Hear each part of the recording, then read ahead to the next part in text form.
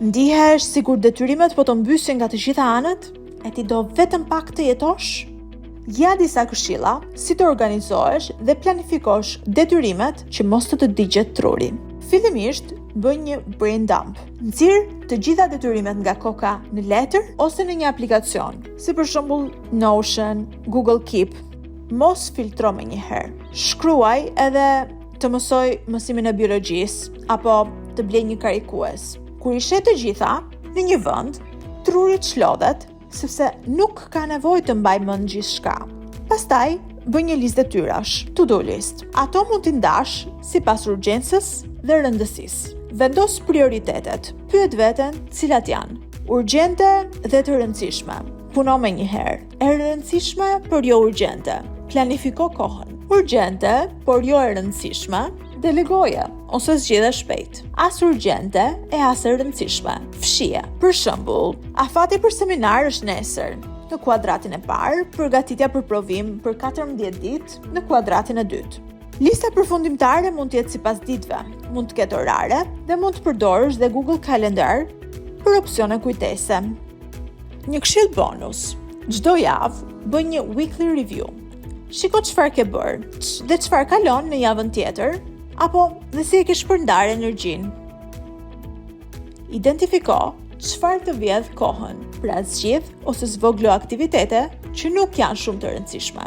Për shembull, nëse luan shpesh me Candy Crush, llogarit 3 herë nga 20 minuta i bie 1 orë në ditë. Në javë janë 7 orë, ndërsa në vit i bie rreth 365 orë, pra afërsisht 15 ditë të shpenzuara.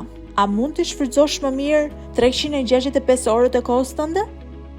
Përveç organizimit të mirë të kohës, mund të bësh dhe disa gjëra anti-stres. Kujdesu për veten.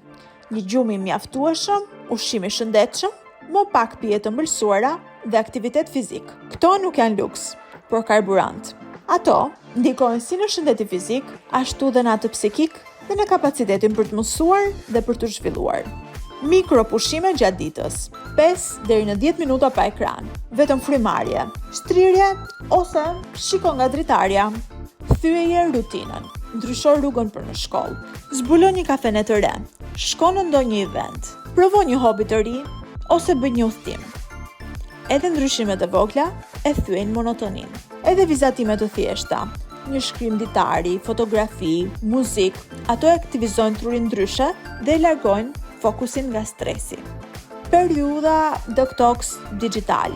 Fiki njoftimet 1 orë para gjumit, të paktën 1 herë në javë, provo të jesh offline për disa orë. Ankthi dhe stresi i tepërt mund të ndodhin, por biseda me një psikolog, drejt për drejt, ose online, është ndihmë profesionale, jo turp. Ashtu dhe si të shkon të dentisti kur të dhëmbi. Kur mëson të planifikosh kohën, çliron hapësirën, si për detyrat e rëndësishme, ashtu dhe për gjërat që të mbushin me energji.